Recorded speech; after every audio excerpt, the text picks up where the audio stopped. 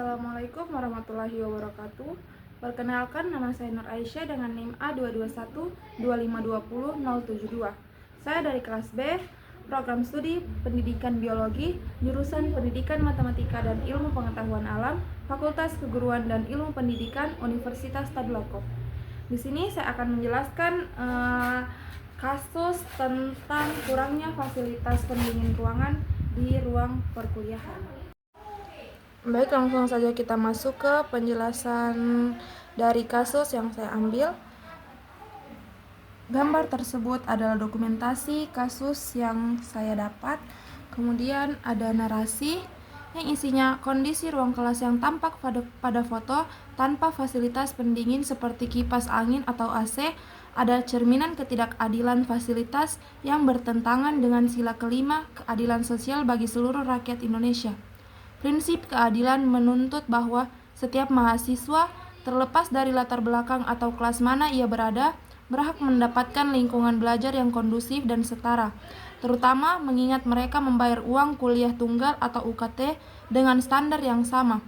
Membiarkan mahasiswa belajar dalam ruangan yang panas dan pengap adalah bentuk ketidakadilan struktural yang langsung menghambat potensi dan menurunkan konsentrasi mereka, sehingga mengurangi kesempatan mereka untuk mencapai prestasi akademik maksimal.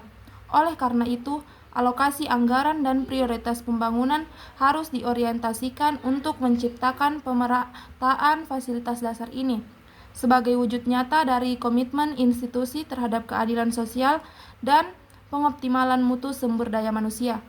Kemudian kita masuk ke sebab dari masalah tersebut. Kurangnya fasilitas pendingin seperti kipas angin atau AC pada ruang kelas berakar dari alokasi anggaran yang tidak merata dan perencanaan infrastruktur yang tidak berkeadilan sosial. Institusi seringkali memprioritaskan proyek besar atau fasilitas tertentu yang tidak menyentuh kebutuhan dasar proses belajar mengajar sehari-hari. Hal ini menciptakan diskriminasi fasilitas karena mahasiswa membayar UKT dengan standar yang sama tetapi menerima kualitas lingkungan belajar yang sangat berbeda. Kemudian kita masuk ke akibat. Akibat yang didapat yang pertama itu hambatan potensi. Suhu ruangan yang panas secara ilmiah menurunkan kemampuan kognitif dan konsentrasi mahasiswa, yang secara tidak langsung menghambat potensi akademik mereka untuk bersaing secara adil. Yang kedua, menurunnya kualitas pembelajaran. Lingkungan yang tidak nyaman membuat mahasiswa dan dosen tidak termotivasi untuk melaksanakan kegiatan belajar mengajar secara maksimal, yang pada akhirnya merugikan mutu lulusan.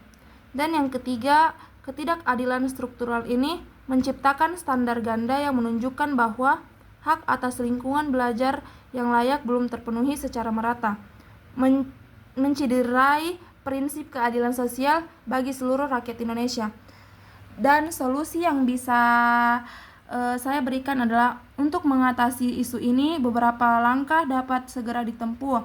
Pihak perwakilan mahasiswa seperti BEM atau DEMA dapat segera melakukan audiensi resmi dengan rektorat, membawa data keluhan dan usulan yang konkret. Selanjutnya, universitas dapat membuat skala prioritas untuk pengadaan kipas angin atau AC secara bertahap di setiap kelas, dimulai dari yang paling sering digunakan. Terakhir, pihak kampus perlu melibatkan perwakilan mahasiswa dalam perencanaan anggaran dan pengembangan infrastruktur kampus untuk memastikan aspirasi mereka terakomodasi.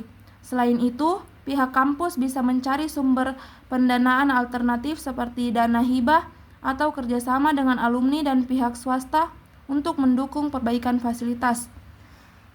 Kesimpulan dari kasus ini adalah kurangnya fasilitas pendingin di kelas adalah isu fundamental yang bersinggungan langsung dengan pengamalan sila kelima. Menciptakan lingkungan belajar yang kondusif dan setara di semua kelas adalah wujud nyata dari pemenuhan hak mahasiswa dan merupakan investasi penting untuk menghasilkan sumber daya manusia yang unggul. Institusi wajib berkomitmen pada alokasi anggaran yang adil dan merata untuk memastikan setiap mahasiswa mendapat perlakuan dan fasilitas yang bermartabat sesuai dengan nilai-nilai Pancasila. Baik, itulah tadi penjelasan singkat dari saya. Saya akhiri. Wassalamualaikum warahmatullahi wabarakatuh.